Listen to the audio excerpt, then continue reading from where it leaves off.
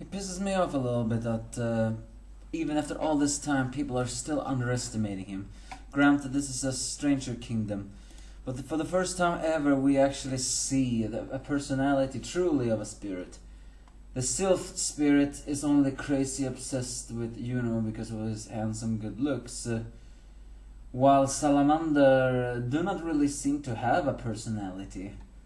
But this water spirit looks exactly like the nymph, only more of a, I don't know, Cynthia, almost more like a grown-up woman. It's a little bit of a disappointing design. The young granny fan here. This is the Black Clover chapter 226.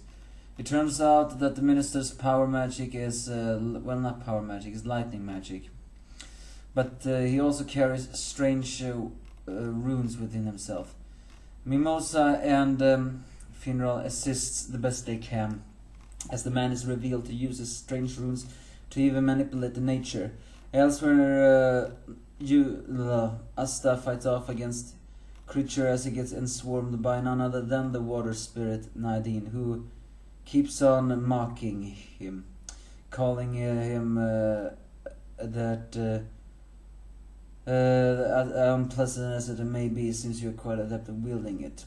That although it's not exactly known if she's talking about Asta or the demon inside of him. Either way, the water spirit is a grown woman with fish-like ears, who is called Undine, and she is also, as we learned last time, the water spirits are apparently a pact wielded by the Queen of the Heart Kingdom.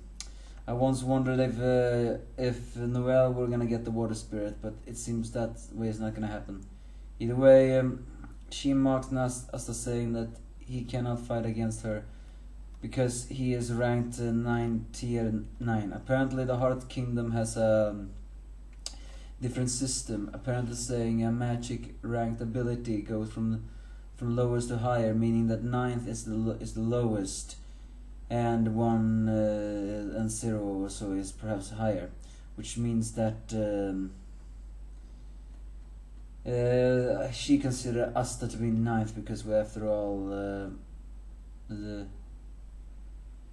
all is 9, but she considers the Magister 0. But it's worth noting, however, that despite his power, he still gets blindsided by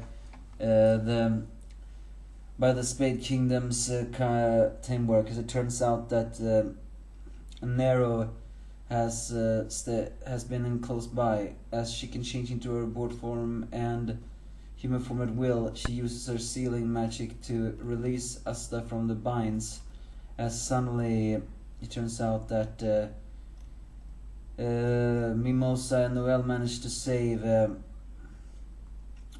Noelle by using the partial magic, as she hits the guy with a powerful one. Asta then used the rest of his anti-magic to cleave through where the air is, which precedes to be the queen. But of course we don't really see what happens though, as last but no, Undine seems to be very shocked when that happened. I mean, that shot of the queen just standing there almost made me believe that perhaps the queen is dead. I mean, this chapter of Black Clover, it goes fast and yet very slow. I'm still not feeling it right now. I mean, I'm not feeling this moment right now. I'm still waiting. More than that, it's the fact that what is it... I mean, there's still no answer really why they would want with the demon in Asta's power grimoire, even if Undine considers unpleasant. So it's very possible, and given the fact that we still haven't seen the princess and that Undine was in shock of Asta approaching, it almost made me believe that perhaps this queen is not who we think she is. What if the queen has been dead all along? Or perhaps, I mean, we have seen her talk, but it's very likely that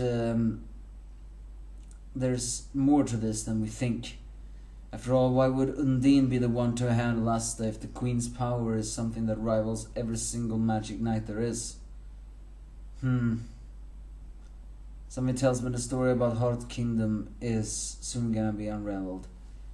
Although I wouldn't exactly call this an extremely satisfying chapter. But that'll give me your thoughts if you have any.